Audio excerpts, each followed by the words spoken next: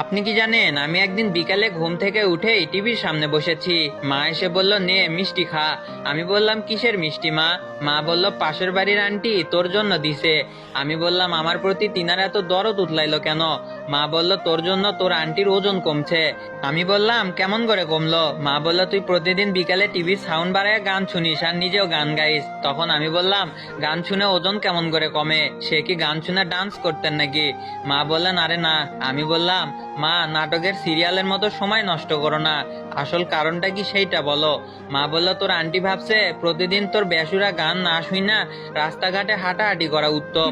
প্রতিদিন বিকেলে হাঁটাহাঁটি করেন, তার কারণেই তার ওজন কমছে। ধন্যবাদ হিসেবে তোর জন্য মিষ্টি দিয়া গেছে। আমি বললাম, দেও মা, মিষ্টি দাও, গায়ক হিসেবে আমার প্রথম কামাই। মা বলল, তোর কি একটুও লজ্জা নাই? তখন আমি বললাম, নেও, তুমিও একটা খাও, তোমার ছেলের প্রথম কামাই।